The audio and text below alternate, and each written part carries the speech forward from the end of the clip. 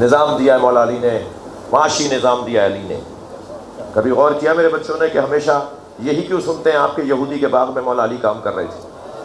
کیا مسلمان کا باغ نہیں تھا اس وقت؟ ہمیشہ علی یہودی کے باغ میں کیوں نظر آتے ہیں؟ یا علی نے نظام معاش دیا ہے، وہاں کا پیسہ یہاں لاؤ.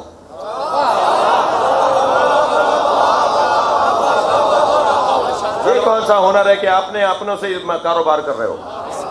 یہ ایسے یہاں سے اٹھا کے وہاں، وہاں سے اٹھا کے وہاں رکھ دیا. بھائی کے پیسے بھائی نے لے لیے. یہ کون سا ہنر ہے؟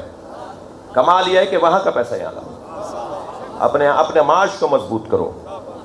میں گزارش کر چکا ہوں بارہا، 1 سال تو بہت بولا ہوں میں اس موضوع پر، اور اس کا اثر بھی ہوا ہے.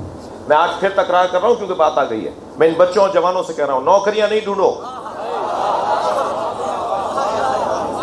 نوکریاں نہیں ڈھونڈو، اور خاص طور پہ خدا کے واسطے سرکاری نوکری نہیں ڈھونڈو. نہ مجھے بابا کی آواز آئی نہیں رہی، کیونکہ میں تو مزاج سے ہٹ کے بات کر رہا ہوں. خدا کے واسطے سرکاری نوکریاں نہیں ڈھونڈو، یہ تمہیں کاہل بنا دیں گی، یہ تمہاری صلاحیتیں ختم کر دیں گی، یہ تمہیں برائیوں میں بھی ڈال دیں گی. تم نہیں بھی چاہو گے تو دراز میں سے پیسہ نکلے گا. معاف کیجیے گا، یہ تمہیں حرام خور بھی بنا دیں گی.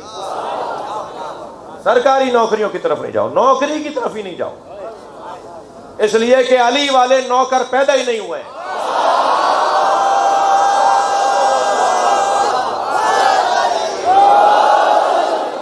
میرے بچوں، کاروبار کی طرف جاؤ، اپنے ہاتھ میں حکومتیں لو. کاروبار کرنے والا حاکم ہوتا ہے، نوکر نہیں ہوتا. کاروبار کی طرف جاؤ، چاہے 1000 روپے سے کاروبار شروع کرو، 1000 روپے سے کاروبار شروع کرو، اور عہد کرو اپنے آپ سے کہ میں کچھ دن کے بعد اسے 2000 میں تبدیل کر دوں گا. جعلی چیزیں بیچ کے نہیں. جب پہلے ہی نیت صاف ہے تو پھر آگے نیت کیوں خراب کریں گے؟ جی، کاروبار کی طرف جاؤ. میں بچوں اور جوانوں سے کہہ رہا ہوں، نوکریاں نہیں ڈھونڈو. میں آپ کو بشارت دے رہا ہوں ممبر حسین پر بیٹھ کر، اگر آج آپ نے اس نسخے پر عمل کر لیا، 10 سال کے بعد، ٹائم لگے گا، 10 سال کے بعد علی کے چاہنے والوں میں کوئی فقیر نہیں ملے گا.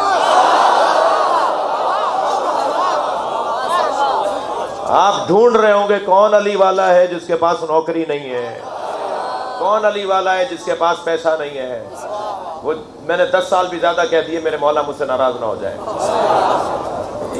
مولا چاہیں گے تو یہ 1 سال میں بھی معاملات طے ہو سکتے ہیں، جلد سے جلد معاملات طے ہو سکتے ہیں.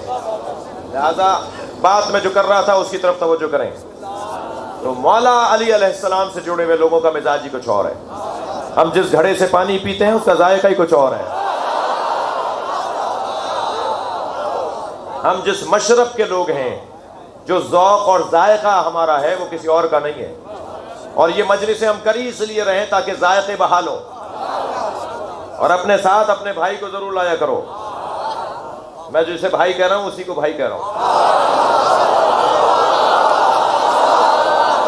اپنے ساتھ اپنا ایک بھائی ضرور لایا کرو تاکہ آہستہ آہستہ اس کا ذائقہ بحال ہو، آہستہ آہستہ اس کا ٹیسٹ بحال ہو.